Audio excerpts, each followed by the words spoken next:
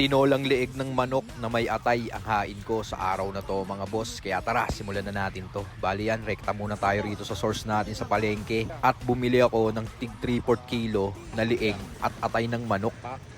Sunod, dito naman tayo sa gulay mga boss. Kinumpleto ko na yung rekado dyan. Kasi yan, bayaran natin kay Ginang yung mga pinamili natin. At pag uwi ng bahay, simulan na natin magsibak ng bawang. Sunod tong luya, sibuyas, tas tong papaya, biyakin natin sa gitna. Kayurin natin yung loob, sabay hiwain natin. Sa trip nating sukat yan. Maghimay na din tayo ng dahon na legal mga boss. Tas tong tanglad, pitpitin at ikutin natin yan.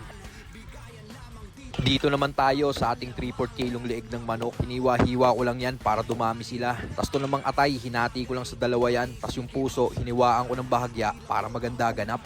Ito na nga pala ang mise en place ng mga lulutuin ko sa araw na to. Unbox naman tayo ng bago kong produkto galing sa aking TikTok shop. Old school ng kawali to mga boss. Number 3 ang sukat niyan. At napakabisang magluto ng kahit anong klaseng putahe dito. Kaya kung naghahanap kayo ng pangmalakasang kawali, eto na yun mga boss. Check nyo, nasa yellow basket natin to. Tas yan, after natin masakpot siya yung mga rekado, hulog na natin tong leeg ng manok. Halu-haluin natin yan, tas saan natin tubigan. Tas nung kumulo, lumutang na yung mga kupal-kupal sa ibabaw. Pagtatanggalin natin yan mga boss, di natin kailangan yung mga unnecessary shit na yan. Tas tong tanglad, hulog na natin dyan mga boss. Pakuluan uli natin yan. Tas yan, may mga lumutang pang mga kupal-kupal. Pagtatanggalin uli natin yan, kasabay nitong tanglad. Saan natin timplahan ng patis, pamintang buo, chicken cubes at konting pampapogi. Haluin natin ng bahagya yan, tas tinubigan ko uli. Tas nung kumulo, hulog natin tong siling berde at atay.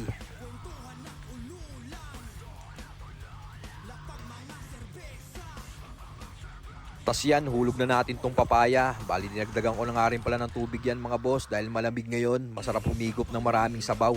Syempre, dinagdagan na rin natin yan ng konting pampapogi at patis.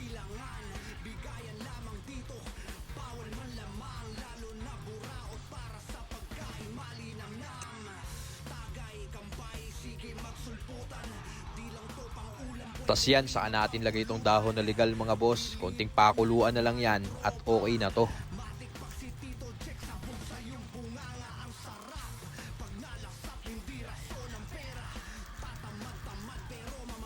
Tas to na mga boss, tingnan nyo naman, solidong solido yung tinolang leeg ng manok na may atay. Talaga namang bagay na bagay ngayong malamig na panahon. Pwedeng iulam at napakasagad na pangpulutan.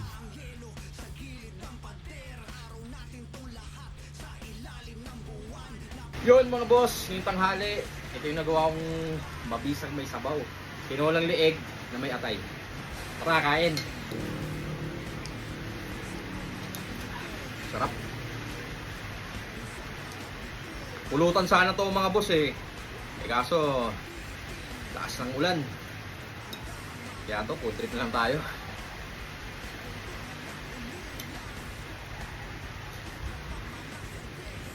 Kain po.